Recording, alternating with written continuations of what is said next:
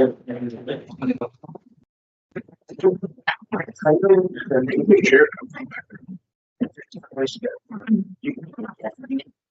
a moment. The red ones? The red ones and green ones. The green ones are the ones she said, before they bought them. Yeah. Chairs.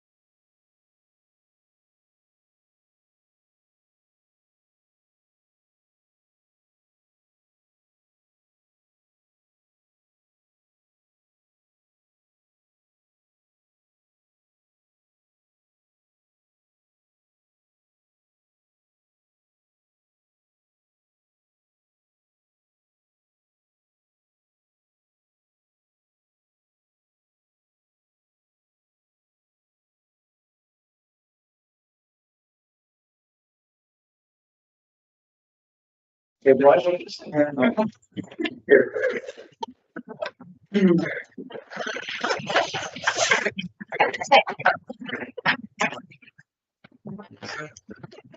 Good evening, welcome to the Brown County Planning Commission meeting on September 23rd, 2025 at 6:04 p.m. Roll call. Carol Bowden, Present. Kevin Allen, Here. Jane Gore, Here. Randy Jones, Here. Garrett Hammond, Andy Boyles, Here. Kyle Decker. Here. Okay, next is the approval of minutes. Do I have a motion to approve the minutes of August 26, 2025? So moved. Second. I second. Any discussion? Tim Allen, Yes. Jane Gore, Yes. Randy Jones, Abstain due to absence. Andy Boyles, Yes. Kyle Decker, Yes. Carol Bowden. Yes. Next, we have old business, none. New business, none. Does anybody have any questions or concerns about the inspector reports and the normal finance documents that we get?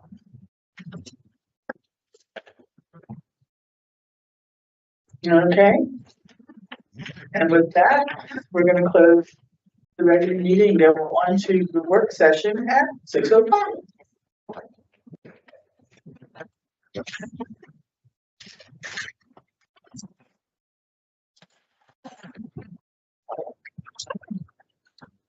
Okay, what do you guys want to do first?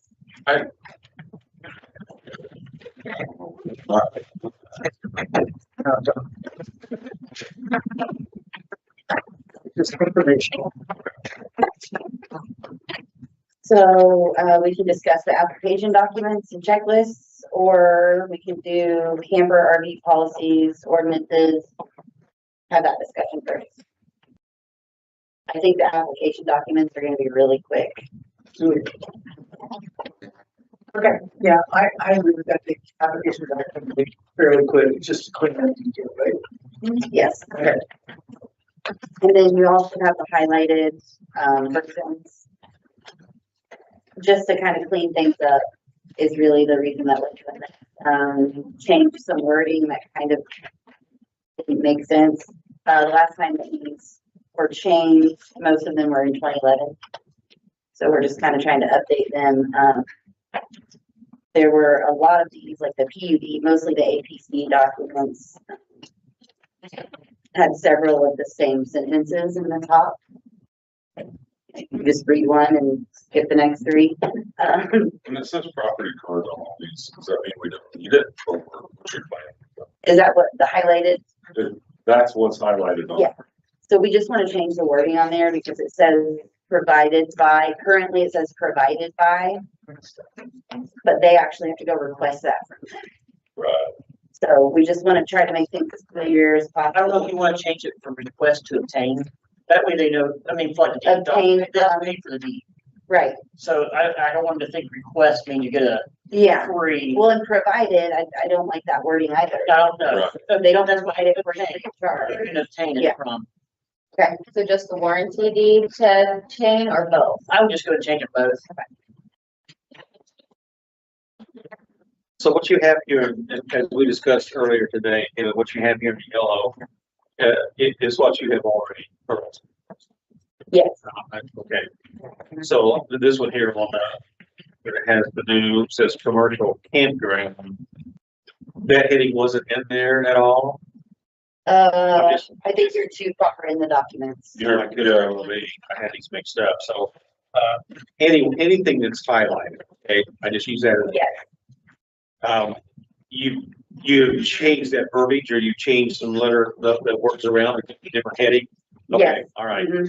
okay. And there were locations of where it was. We did change some of the locations too. We had like pre-submission meeting and then the next item was docket day. It's like, that's not how Okay, things go. We tried to make it as easy to read and follow along as possible. Like start at step one and then finish at the last step. Made the most sense. So, some of the ones, especially the filing fee, we just put on there, we can change those to last because that's the last thing to do before sending out the documents. And then, to make the checks payable, that's the number one question we get asked. When do we pay that? And who we pay to? I would probably the checklist where it says, I know on the replat, it just says application, probably, I know at the top it says completed application, but I would put down there completed application. So that way you know it's got to be completed. And then one other thing I would like to see on the replats is a transfer description for the land being transferred between the tracks. And just put a check mark item for the survey to have a transfer description. And then, Okay, so where the survey, well, yeah, because in order to, the way they transfer the land, if there's no transfer description, you're transferring all of the neighbor's property, everything of that survey, even whether they don't own any of it. So it's kind of, but they only own part of it. So it's a weird way to do it. So okay, transfer descriptions would be necessary to do it correctly. And then also, I would like to have it on there, show that the parent, they got to show the parent tracks and adjoiners on the survey. So parent traction, the original parent traction, and then another line for adjoining parcels. The line work for where they tie in. Yeah, I was gonna say that. We're thinking alike. so once again, Tim, these suggestions, what you just went over, are those requirements by state? The transfer descriptions are a tool required almost for a title company in order to, to track the title of the parcel grant. When you just transfer, like, I'm going to give you this portion here, and so now I'm going to be deeding over everything over because I don't have a description for this. And that's how a lot of our surveys are done. We don't have a description for the piece being transferred. And it's an odd way to do things. It's not something that is not a state requirement. It's more of it's just common practice.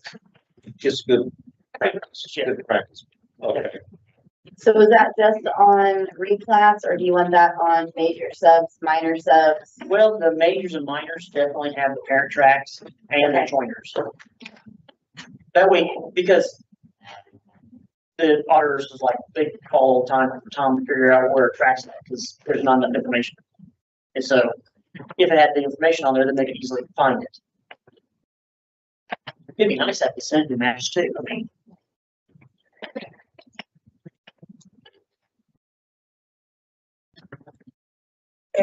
This thing, I'm getting it. Because if I got, 5 acres from the other lot next to me, that's gonna be added to the current lot, and then I will have to have a new description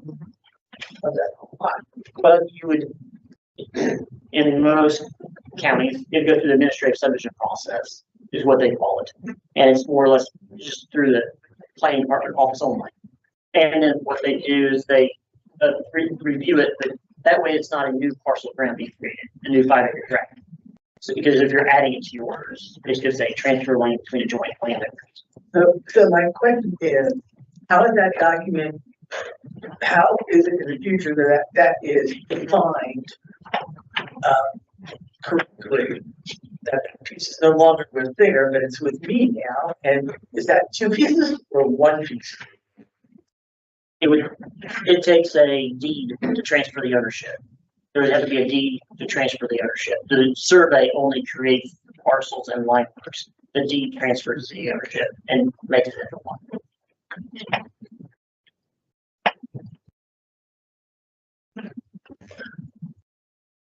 So, I would rather we just, other than Tim's best management surveying technical recommendations, I would rather just follow this to the staff that have to deal with it. We know you guys are these that have to handle it, see it, review it. So I trust your judgment on this. And, are you thinking of a motion? Do we need a motion to, or is this something that can be done just administratively internally? we have to go over the sheet schedule. To change just the wording. I think it'd be helpful to have that. Pardon me? I think it'd be helpful to have the planning commission weigh in on that. So look at all the changes that we make in the work session. Have this prepared, document, and then we deal with that in a regular meeting. Yes, that would be one way to do it. Or you could just authorize Taylor to make highlighted corrections tonight, so. Kayla, I would recommend that you also on the rezone exhibit, ask them on the rezone application or checklist, have them provide you the rezone exhibit. And have them, then there's the 5 things you have to, A through E, you have to prove that you meet the requirements. Have the applicant answer those questions and how they meet those requirements as well. That way you're not preparing it. There's no reason for you to do the work.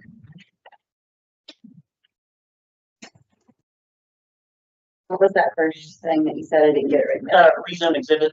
Okay. That'll have the property description, it'll have the adjoining zoning of each parcel around it. It just shows there.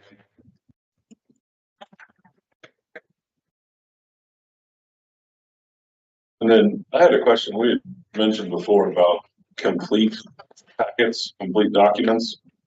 Do we need to put some verbiage on the checklist, on each checklist that says incomplete applications will be Not put on the agenda, right? I or mean, not processed any further, whichever one. I think we have that, Andy. On that. I think that's already, well, on the one that we see a lot. it says incomplete will not be. Yeah. Now, I don't know if that's on every one of the application. Is that on every one of them? Taylor? Those to the BZA as well? Or just the, BZA, I see major sub, I see secondary, yes. You know, we can make it bigger and bolder if you want to be seeing that. well, I think that'll help. I've been talking about this for months and it doesn't seem to help. Well, but on the top of this particular page, it says applications that do not include all required items are incomplete and will not be documented. Yeah, it's not on the replat, it's not on the TD, But it should be. Yeah, Okay. you're right. I think it should be. it's not on, what's that called? So I was just looking at it. I've got some more for you if you want it. What do you want me to give them to you later? Yeah. If it's especially if it's. We just go over it, just take a couple minutes. Yeah, yeah. Great. You want to go right now? Yeah. Oh, okay. I mean, that's my opinion. I don't know what the rest of the planning commission would say. Okay, so on the minor, and admin also, I think, you want us to have an existing conditions if you're trading land between parcels or where you're dividing up. You need to show occupation or not occupation, at least improvements within 25 feet of the property line where your setback are. For minors, so improvement. What did you call We it? need to look at existing conditions. Show the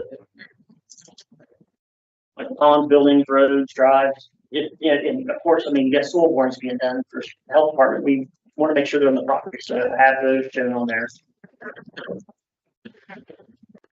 Any easements, put that on there as a checklist.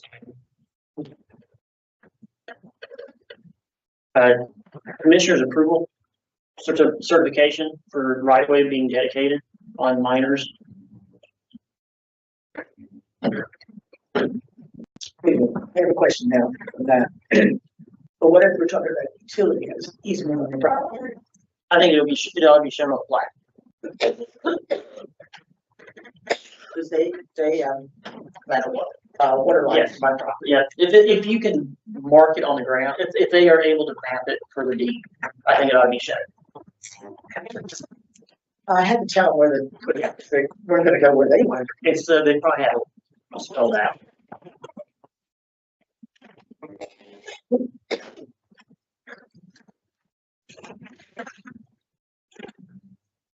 Was that it? Well, there's basically that's kind of some of the things go on most of them. Okay. Like the major subdivision checklist, you want to add, you know, existing conditions, you want to know the easements and measures. So for all division replat. Yeah, exactly. Pretty much those are the kind of things you can see on all of Okay. these.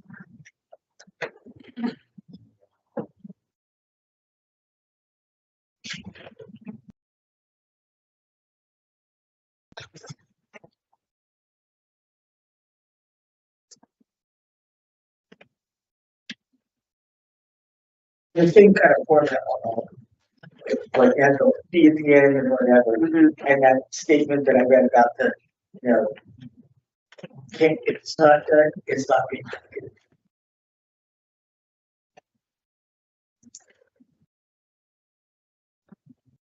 And then I guess one thing I saw on the Board of Zoning Appeals variance checklist, the site plan has to be on 8.5 by 11. That's a pretty small site plan. Yeah.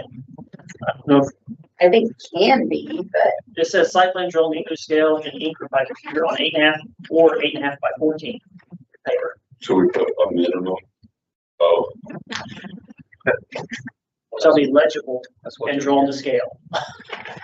Just do that. to scale. Yeah. Well, it's gonna take larger than. But it had to be a scale, it has to be, yeah. Readable, yes. Because it's gotta be legible, it can't be small, that you can't figure it out. I don't know that the layperson can make a site plan to scale like that. Okay, well that's what you're, okay. That's just not practical. And just make it I just don't think it is practical for a lot, legible, but I didn't know we had to build a lot of them. a lot of people do it just pen and paper. Okay. And we try to help them out with measurements if it's far away. I was thinking of bigger Yes, projects. Yeah. I'm like, so I would be, okay. yeah. I was like, Usually well, for a gonna do tourist home, it's typically the owner Okay. and they write, you know. No, that here's makes my plan. complete sense. need a septic installer. Yeah. Yeah, back of a Kleenex box with a crayon probably is not exactly what we like, but, probably get it from time to time. We've got some pretty bad ones. Yeah, I know.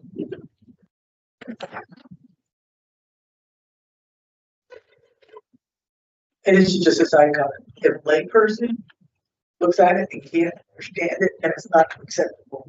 The measurements. You have to, it has to be clear enough that if anybody wants to make, look at it, they may not know what it's for, but they can look at it and understand. Well, I think we have the option to reject. This commission does.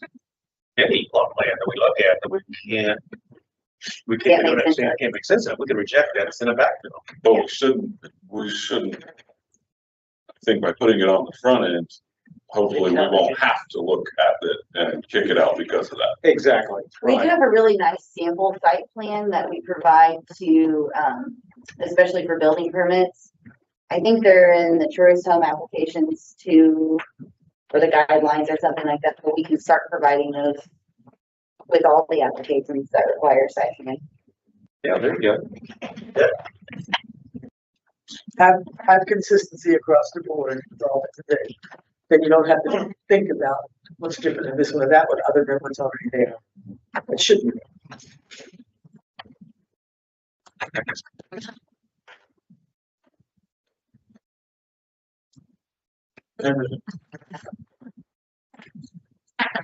We thought it was gonna be quick. It was, it's done. So you guys want to vote allowing Danielle and I to make all these changes? I make a motion that we allow Danielle, Taylor to make changes. Second. I'll say. David, do we actually vote during this? This is a regular session. Okay, just double check. Yeah. Okay. Yeah. Anybody else with comments? Roll call.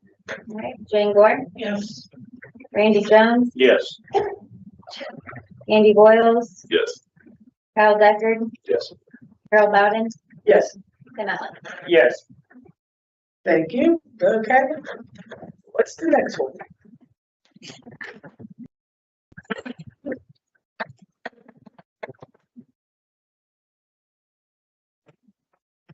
Oh, I was writing, I'm sorry. Oh, it's okay. Okay, so camper RV policies, ordinances.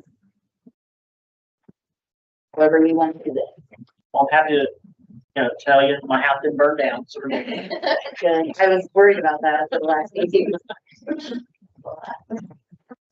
Yes. So, in your packet, you guys should have the written policy. Our written policy. Correct? That the office has, yeah. Yes, okay. So I'll start. Item 2 says campers cannot be used for permanent dwelling and cannot have permanent decks or additions attached. Is that for also a campground? This is just for, and I guess I should have put camper RVs on private property.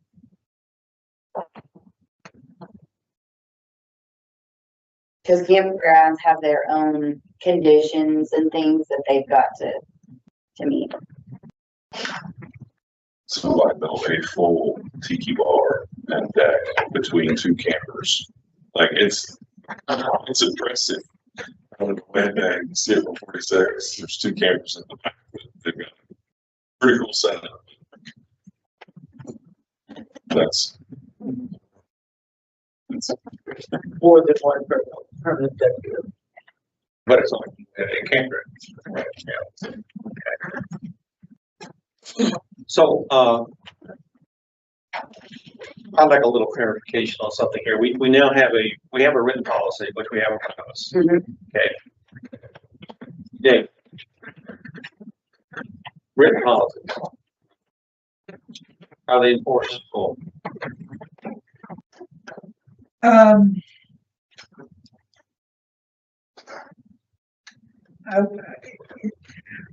If they're consistent with the ordinance, I mean, if the ordinance says you're supposed to do this and this policy just says this is how it's gonna be done. Let's assume in our ordinance, let's assume in the ordinance, there is no language, there's nothing in there about it. That the policy is what drives the decision making. Yeah, it needs to be in ordinance form. So if I'm reading between the lines, you're saying that it's really not. I mean, it should be in an ordinance, what you're wanting to achieve. Yeah, it just depends on what the policy is designed to. Resolve it.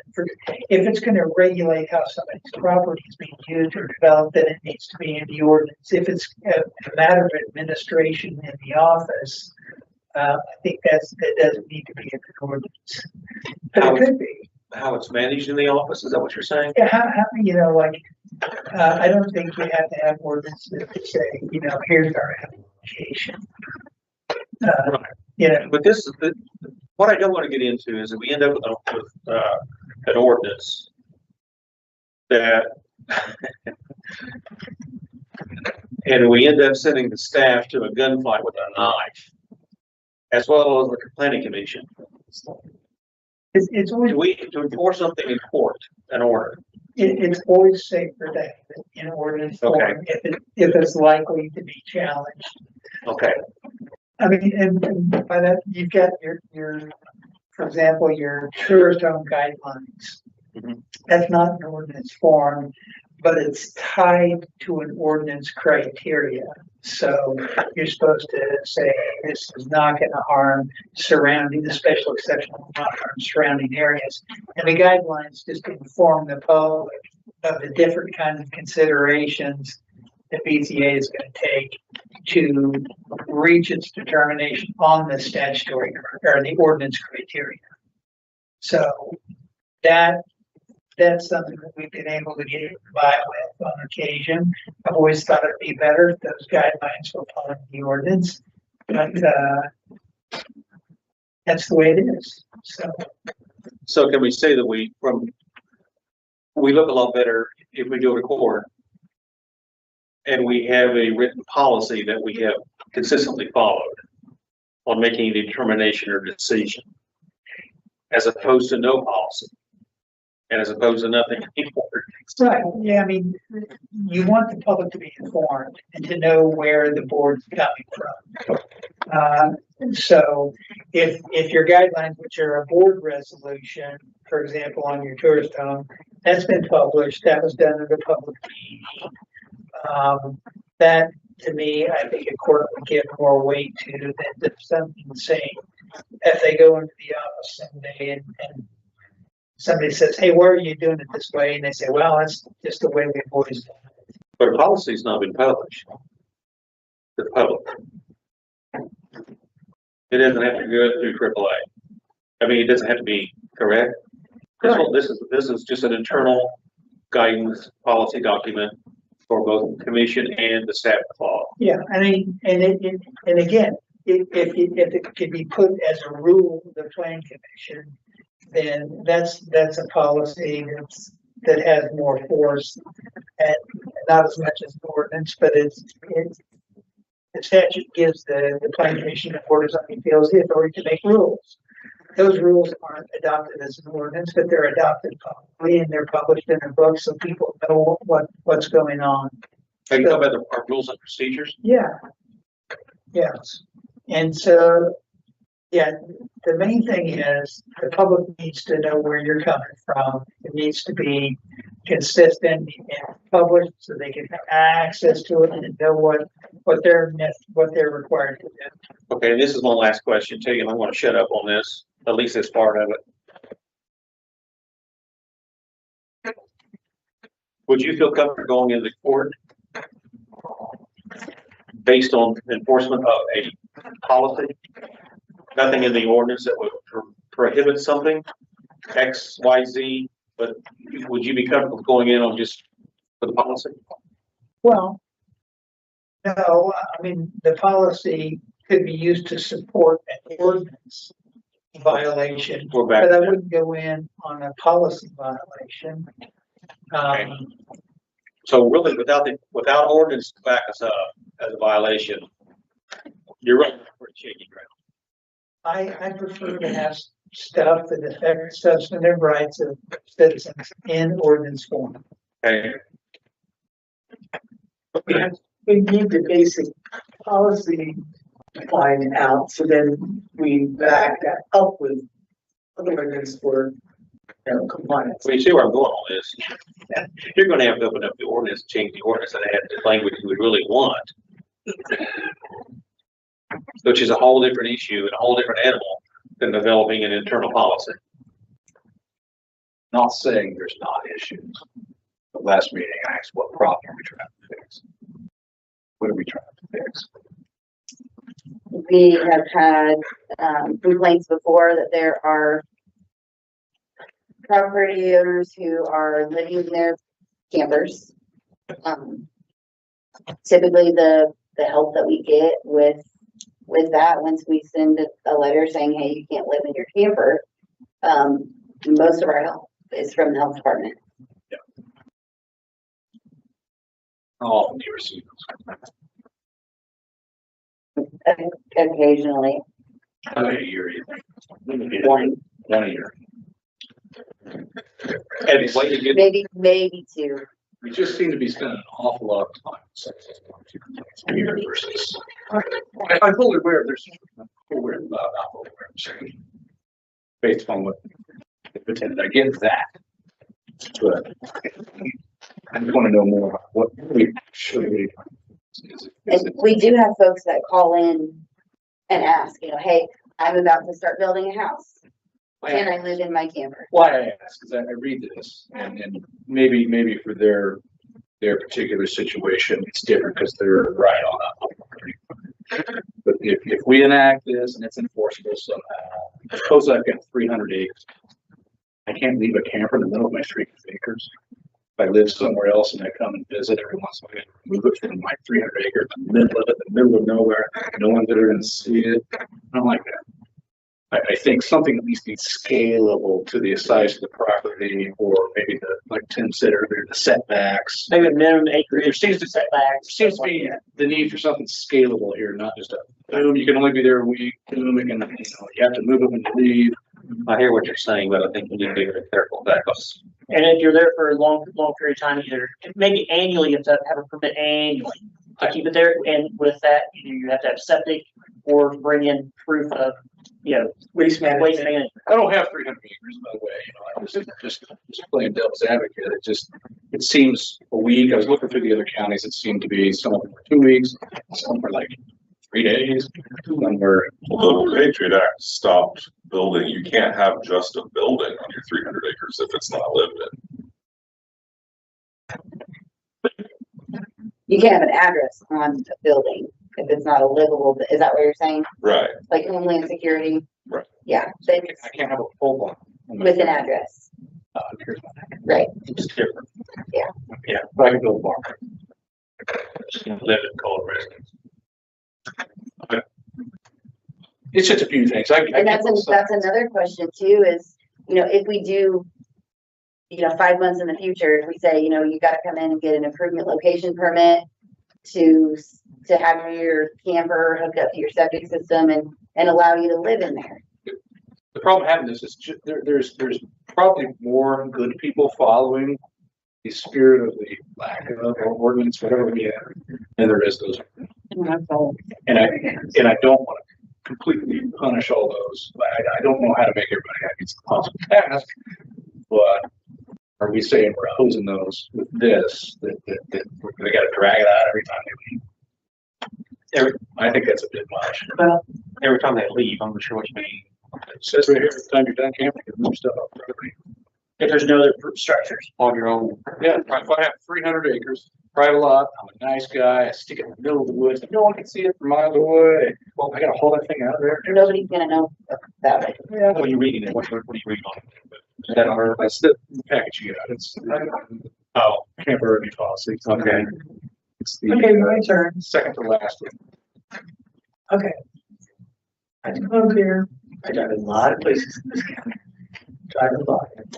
And there was one situation I could call in. That the only thing was on the property was the camper and a couple of those, like truck, the truck boxes, whatever you call them, that's on the back of the semi stuff, boxes. Oh, understand. Yeah, so thank you. I'm just gonna think about it. And, so I had, a little bit of concern about that. Why I called. The other thing that one has to consider is the honesty of people living that way, actually taking care of their waste material. I'm gonna give you a very specific example. When my kid was in high school, my kid could go to the stream on the other side of the football field and they could do science stuff, they would get, take tubes, fluid out and everything else, do sign, things. The only way those kids can do that now, they have to literally go out in a hazmat suit. They have to have gloves on, a hazmat suit, and everything. They cannot go to that stream and take any water or anything out of it because it's polluted. And that's polluted because why? Because upstream, either campers or trailer homes do not have septic or not hooked up to septic. And that's and of course, also farm material, that has come downstream. And I mean, are we qualified to say what's polluting the stream, really? Could it be better than septics that? That's true, but still, it's the whole idea that, as property owner, I think, I don't be checking on everybody's property. But I do know of some places, they don't even have a septic, they live in a trailer. Okay, and they just dump it in the stream. So, there's that whole dynamic of looking at the larger health thing. And I mean, we don't need to have a police force going out there and checking on everything, but we need to try to get people to live by the basics, like here, like I said, by waste management and stuff. And I just wanted to put that out there because of the knowledge of different places that I know. Well, water quality issues, it's a huge problem in the state, and particularly here in Brown County for a number of reasons. But I think if you ask the average person on the street out here, if my neighbor bring in a camper, pull that camper in on their property, there's nothing else there. It's maybe a garage or a barn, and they can take a residence and live in there. Is that regulated? I think we would be shocked if we said not through our ordinance. I would expect that someone living in this county that there is regulations on a camper or a mobile home or whatever you want to call it, pulled in, set up, and this is where we're going to live now. Well, typically, right, wrong, or indifferent, we refer to the Indiana Residential Code. And Can't live in something that's not a livable dwelling. And who enforces that? The building commissioner. Okay, is this what we have here? Or is this? No, that's from another county. This is from Jefferson County? Okay. Yeah. So, you're saying You that. can't give a residential building permit or a residential improvement location permit for a camper. They cannot. Cannot. Okay. And I'm fine with that. I agree with what Randy just said, but putting a week versus 2, making me move it off my 300 acre, that's in the details that we're at. So the question is, if there's already legislation, I don't want to use legislation, there's already enforcement instrument in place, why aren't we referring them to that instead of the health? I know the health department, I know why you said it to the health department. It has to do with the wastewater. Right. Fully understand. Yeah. But it sounds like to me that there's another level of state regulation or regulatory level that would preclude that or prevent that from happening without the. That's why I think the time limit came into effect. How long someone can, and this is just my opinion. Okay. I think that the time limit is there because that's like an average vacation. Someone's not taking a residence there. Does that provide for that? Does that state regulation provide for that? For camping or for residential? The timeline. The timeline. No, I think that's why the timeline was originally thought of locally. What immediately comes to my mind is short-term rentals versus long-term. 30 or less, 31, whatever. I estimate closer to that, just out of curiosity. So the policy. I haven't answered that. Right. Yeah, so the policy is just it's one of those things that's handed down and this is the way we've done it because we've always done it this way. So all I did was put pen to paper and write the policy out. Please don't mistake any of my pushback. No. Well, I just don't know I don't know the intent. You don't have a policy unless it's written. So, and now it's written, so now we actually have something that tangible that you can put your fingers on. Yep. Prior to that, it was just out here. Mhm. Okay. When was this written? It was for last month's meeting. Last month or the month? Last month. You know, off the top of your head, how many counties out of the 92 do not have anything? You circled on the map, I assume that's just examples. I don't know. What's your question? I didn't hear you back. Out of the 92 counties in the state, how many do not have a similar policy that's written? Just curious. Don't spend any time for it. I'm just curious. Yeah, the ones that were easily found or provided to us are the ones that are circled here.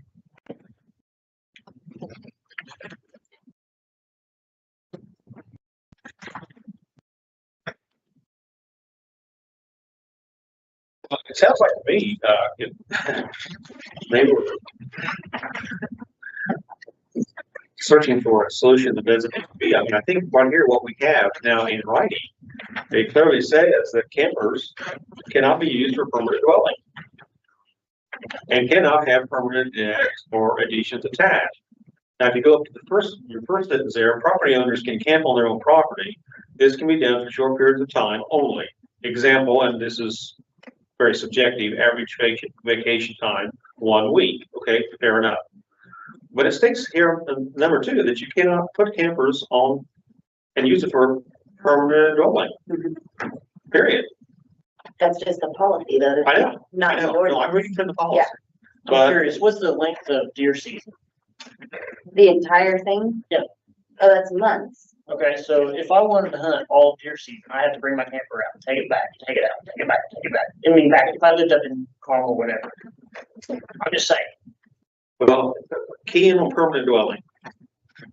I'm talking about what he said, like what Kyle's saying, you have to haul it off. So I like Jefferson County, I think it's Jefferson County says, they don't really, they avoid some of the heartburn I have with this, and they just say this thing must be fully licensed, highway ready. I agree, It can't be a giant hunk of crap. that's not This good. is, we see you. Yeah. So I would rather have that than make them move it off their property every single time they go back in Oakville or wherever. There you go. Now you're gonna monitor. I mean, how you gonna monitor it? The same way the neighbors call in. Your neighbor. The neighbors call in, that's how you find out. It's awfully subjective. It is, but It's awfully subjective. I know when you're coming, but and you, Kayla, what you just said was, well, but this is policy, and that gets back to my original question today. So is it even more pursuing this as a policy in terms of, are you comfortable with enforcing this as it is as a policy, or should we look at going in and opening up and putting this in the ordinance? I think if we want if we want the policy to be enforceable, then it has to be in the ordinance. I agree. If we're going to get serious about Because it, that's why these folks are here now. We were not able to enforce in their case, what we thought we were gonna be able to enforce because every other time we've been able to with help. so in their case, I don't want to open this up to back and forth discussion, but in their case, they're probably sitting there thinking, this guy's shut up, because I would love for those types of people to move their RV off their property, pretend they leave the property. But I think in their case, it's because it's really damn close to the line.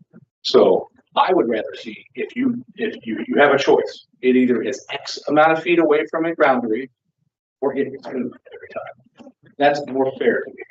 and that's kind of out of sight, out of mind type thing, though. That's almost like solution is solution. It starts to feel like a little bit of too much government. If you're wanting to leave it there, maybe come in, get an application, but yeah, I think setbacks, minimum acreage, you shouldn't have a postage stamp, park it right there and everybody's looking at it. I don't like that at all, personally. Maybe they'll have In their instance, size and leave it there. in their instance, the neighbor, he's grandfathered in, no matter what we do. Say again? The guy, with their instance, the guy's grandfathered in, no matter what we decide. What do you mean grandfather? His camper's there, it's grandfathered, How's a grandfather? it's there before we had the ordinance. Okay, That's what it's gonna get. I mean, well, that's, okay. That's debatable. you can't do retroactive. I guess all my pain already boils down to third of an acre. That's a bad example in this county. 3 acres versus 300 acres.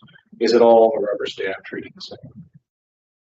Most of the complaints are because it's visible and it's right up someone's backyard.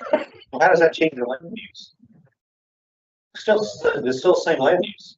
Whether you can see it or whether you can't, it's still the same land use. I'm leaving it there. I think it's bridged too far to this thing every single time. You mean to remove? It's my property. It's my camper. I should be able to leave it there. I have to abide by health department regulations. Why should you tell me that I have to move my property from my property? But that's what There's no land. norms. So there's the key right there. That's the key. We don't have that, and Should we? that's We're arguing about it. that's exactly right. Yeah, I don't think we should. To the extent that. I disagree with you. I think we should. I don't think I think it's poor planning if we allow someone to take a camper, move it in on their own private property, and live in it. Oh, I'm not saying live. I think that's the difference. Okay, you're saying temporary, Absolutely. a week, 2. two, I think 2 is more okay, fair. and then they should have to be able to move it. But you have to move it, but just leave it there if it's so far away from the property. And waste management. What am I hurting? What am I hurting? It's my Well- property. It's my camper. I'm not hurting anything. I'm not living in it. It is an epic pain in the ass to have to pack that stuff up and drag it back and forth like 10 cents deer season. 2 months, 3 months, whatever it is. Yeah, squirrel season, deer season, turkey season. I mean, Deer season, between all the different categories, runs from September 15th, 2005 to January 31, 2026, depending on the different. Yeah, that's including youth for deer Yeah. season, yeah. Yeah, so That state, what is it, what did you reference, the what? Indiana What did you reference? Indiana Residential Building Code, Okay. Does that Indiana Residential Building Code, does it allow for what Kyle's talking about, or do they have to be removed? they don't speak to that. There's no language to that. No, they just say, you know, Cannot be used as a permanent residence. even the park model RVs, have you guys seen like the newer, we stayed in one without vacation at a campground. But it's like a mobile home, but it's a little smaller. Typically, they have like a little loft area, but even those don't meet Indiana Residential Building Code.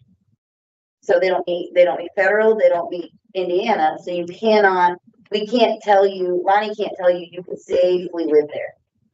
So he can't give you a building permit for that because you can't safely live there. He can't prove that you're And gonna the campers that are basically mini barns on a trailer are becoming more popular. And people aren't building a home there. I know one person that may or may not have tried to operate a mini shed from Lowe's as an Airbnb, literally. And I no, there's told him I couldn't help him. But yeah, I explained to them why that was a horrible idea, and they were like, no, we're just gonna spray foam it, put a mini split in it, and we'll run it out. No foundations on skids, and pick it up for a look.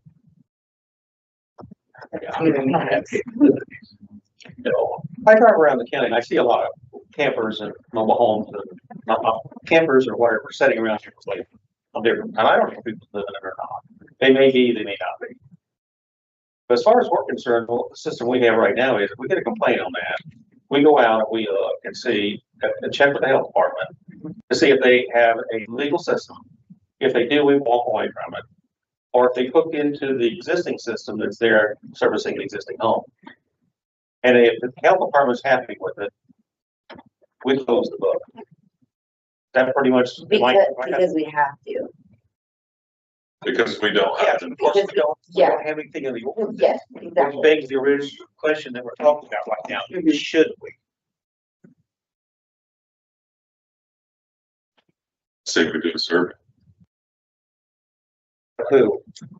residents. So, one of your survey monkey surveys, let's get some input. Does anybody care? What, I mean, what? Is that crazy? I'm not sure I'd phrase it that way. Does anybody care?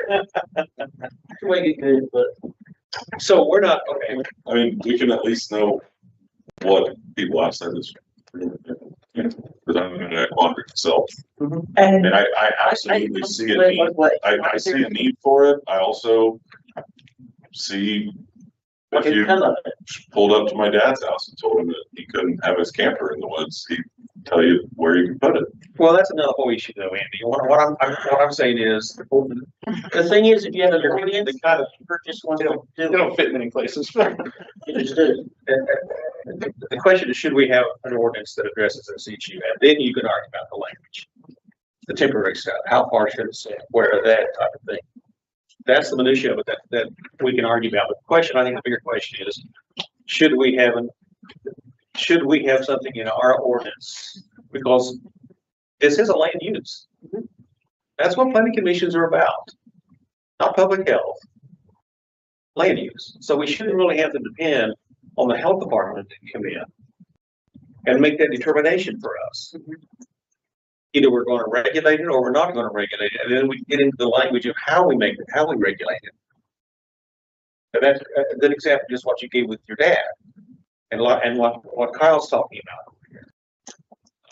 I don't think the policy's worth fighting for. It's not. So we need to get serious about it, and we look at opening up the code and putting it in the development code, and then we can work on the language. Well, my only thing with that, Randy, is we've always operated at, that was SOP, is you can't have camper more than 30 days, you can't, like, that has been a position held by the office. This at least gives the office the tool of writing, not even, not even teeth, just something saying, I'm not making it up. This is our official policy. I don't see that. But it's, well, the difference is it's written down. Right. Okay, but we just heard our legal counsel over advise, I wouldn't be comfortable going into courtroom with just this written down. He thinks it ought to be in the ordinance, and I agree with him. Right, but I'm saying for right now, having something. Oh, well, yeah, I'm not gonna add, you're right, it's better than nothing. Right, like I'm not planning to go to court with this. I'm saying, like, at least to support the office. Is it better than nothing? When they say, But it exposes to. right, yeah, I don't know. I mean, It might not be better than nothing.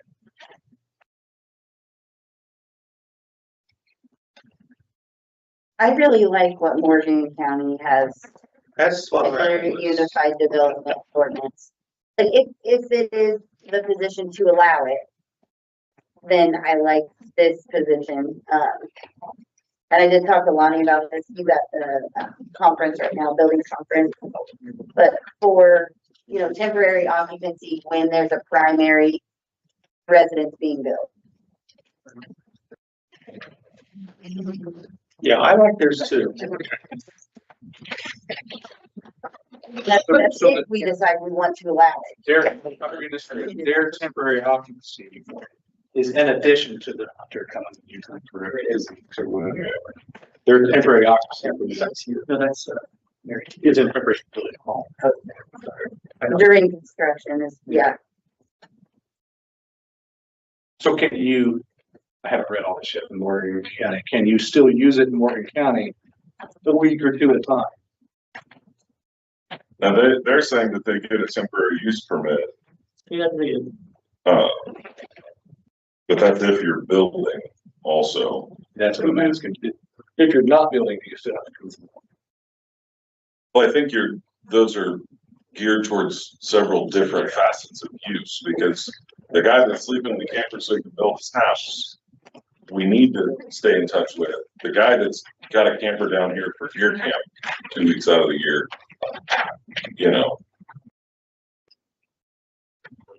that's different. That's a different. I mean, one reason I think this is so applicable to Brown County is it's Brown County. A lot of parks here, a lot of campers, a lot of back roads, a lot of places to hide stuff. It's done all the time. County I'm from, no. Same, conditions just don't apply. Everybody wants to be there. No, that's why I left.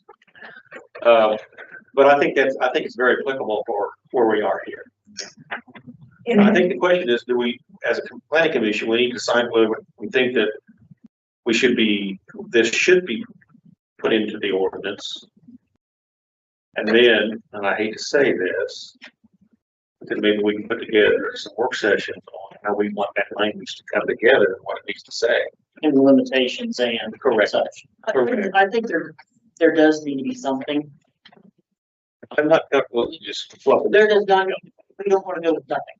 Now, what limitations we want to go with, what wording and such, I think definitely needs to be.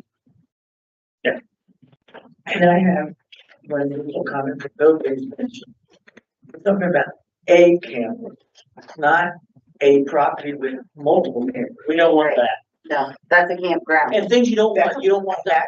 Renting the property, whoever's, if it's used, it doesn't need to be used by. Airbnb. Rent it to somebody, it doesn't, I mean, you own the property, you can use it, it's not. That's what, another good thing about this Morgan County one that I was just reading, occupancy of the RV is restricted to the owner of the property who is constructing, but restricted to the property owners. And Yes. So section 3 is what section 3 is if you're not building and it's temporary. What do you got there? More counties. Okay. So. Little eyes, I, number 2. Oh, I see it. Build a home. Number 3, 3 eyes if you're not building a home. No, more than, yeah, I think there's, and things you don't want, as much as I don't like the maintenance part of the comfort, what we all went through was that, I think we want to make sure things are kept tight. I'm sorry. Well, We want to make sure things are kept tight, like tidy, Yeah. keep the licensed and plated and roadworthy.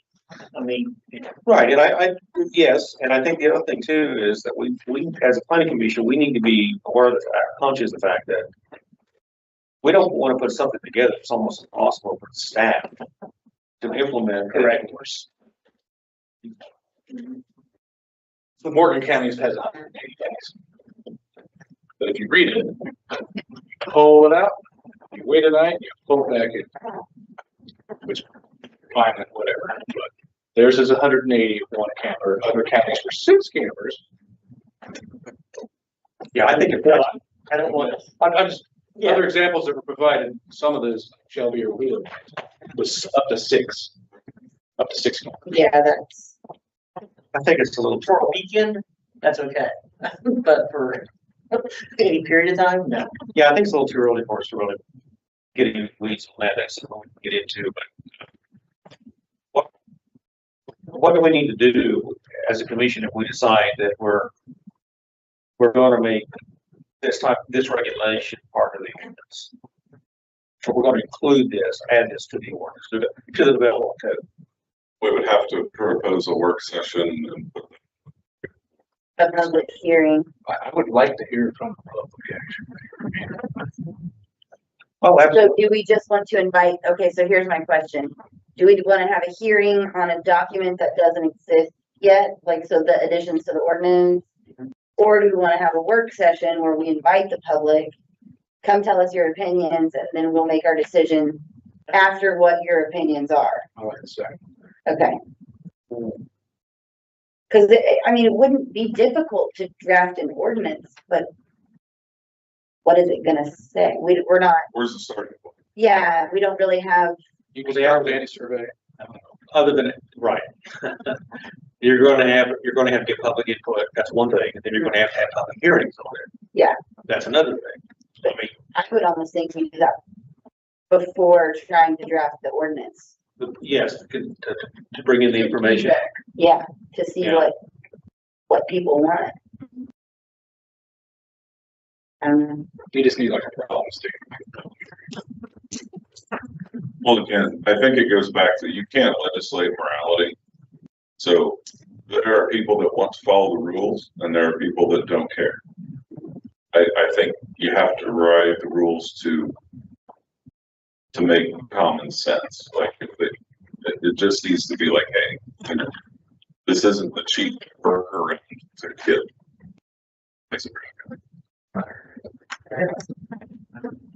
So, unfortunately, common sense isn't in common anymore. So how many, if I had understood you say that, I think you addressed Kyle's questions earlier. Kayla, we don't get too many complaints on this. Or do we get a lot of complaints? We do not. And we do get a lot of calls asking, hey, I just bought 5 acres. I'm planning on building next year. Can I come live in my camper? And we have to say, no, you can't come live in your camper. And technically now you can't say that, Well, All you say is our policy is, but we Yeah. don't, there is no policy.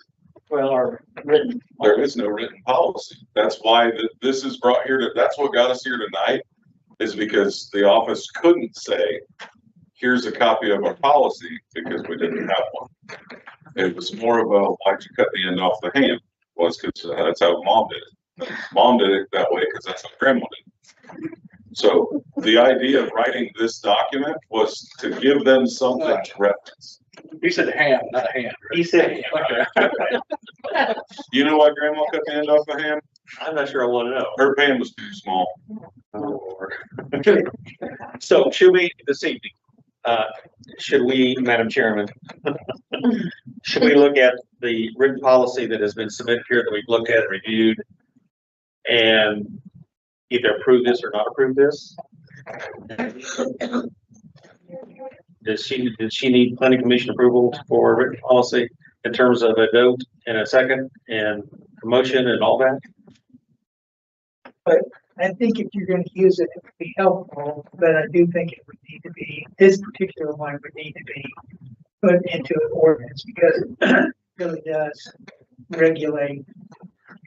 And I would feel more comfortable with better detail, better comments and more clarification Yeah, we based on definitely, all of our conversation. we definitely don't want ambiguity in the document. What is a short period of time? Like things like that. It could be done better, but as far as the office being able to tell someone on the phone or standing in front of them, this is our policy.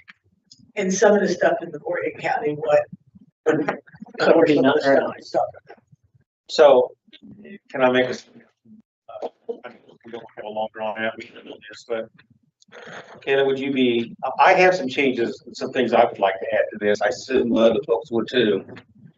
Yeah, I think that everybody should submit whatever, That's, and then she can pull it up, you know, that's what I was getting at. yeah, they've got, they can pull it together and everything, and then we'll have a better I want to, opportunity to go, yes, no, change this, do that. like on the waste portion, I want to amplify a little bit more on that. We'll separate that out in terms of solid waste as well as septic sewage. And just some things like that. Would that be all right? Yeah. Okay. So do we want to have those comments here before the next month's meeting? No, I think she's gonna need something here. We need, Is there anything glaring in the Morgan County that anyone has a problem? Like, should we not just start with that one and modify that one to suit our need? Not a bad idea to start with. Then I wouldn't be comfortable with that. No, for a starting point for ours. What do you not like? I thought we liked it. Well, there's a lot in, I mean, you're already. But you just say, well, start with that and get rid of the stuff that's not applicable. And add what you want, the additional to that. It's add and subtract from that one. This is not ready compared to. Mix and match so you have a final product. So by next month, we need you ladies to figure out what each one of us want and have a better policy for us to. well, it's on the notes from last month, I had, draft RV ordinance and I'm like, for what? For who? Like, what's it gonna say? Well, we got a lot more now than we had. The homework that you did and showing us what the other counties are doing. And that's a lot of good information. Okay. And the fact that you now have what we do what our policy was and written down in writing, we can see that as well. And that Yeah. helps. I think that's helpful, yeah, so It at is. least see it, Even though we're not officially adopting this, it's our policy. No. right. Correct. Not yet. This is, We're- and honestly, this is stuff that Lonnie was told from the building commissioner before him. Chris was told from the planning commissioner, or, yeah, planning director before her. Right. It's, They thought I was trying to be funny. I was serious. I know how we got here. no, that is true, yeah. And there's same thing with another issue we've got, demolition permits. We've never required them. Well, it says right here that we have to. Yeah. And, you know, we need to take the opportunity So- and come up with a better tool, so you guys have opportunity to follow it, and public has an opportunity to understand what the game is. Quick question on all the other counties, is that what you said, I didn't read all of them. Do any of them address setback? Did anybody notice?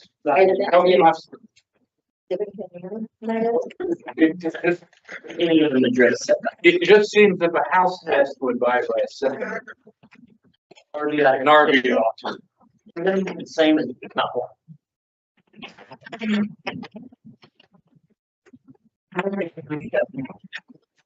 I didn't recall seeing. Setbacks for parking. Where's the recreational?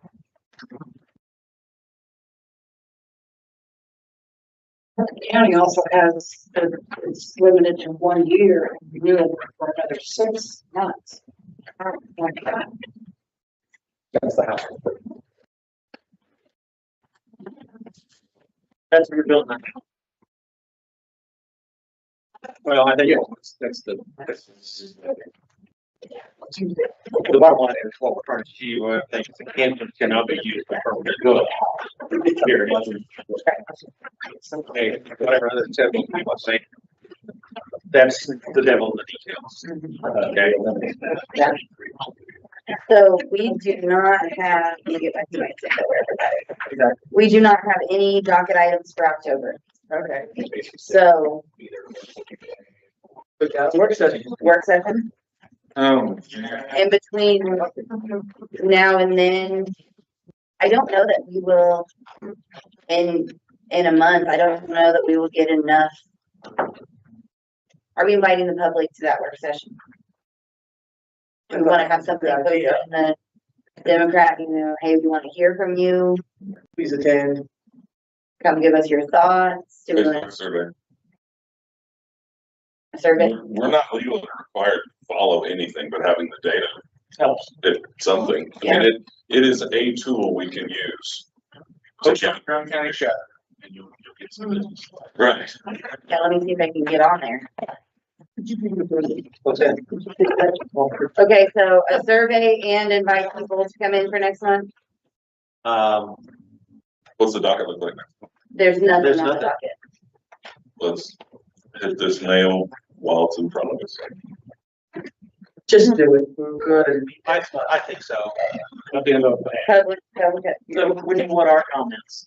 Before that, No, like in 2 weeks minimum, you want, I mean, you want some time to put your stuff together, right? So, Yeah, I mean, we have a meeting in 4 weeks that we're gonna talk about it, so so when do you want our stuff? yesterday. Okay. No, realistically, at least the week before the meeting. Cause otherwise I wouldn't be able to get it to you guys in your board packets and, I wanna make sure you had time to get your part. yeah. Preferably, I mean, you're 2 weeks, nothing else going on, I know. yeah, 2 weeks beforehand, preferably. Okay. Let's just say 2 weeks. Okay. Period. put a date on it. And if you don't, there goes your Christmas bonus. Plus no more cookies.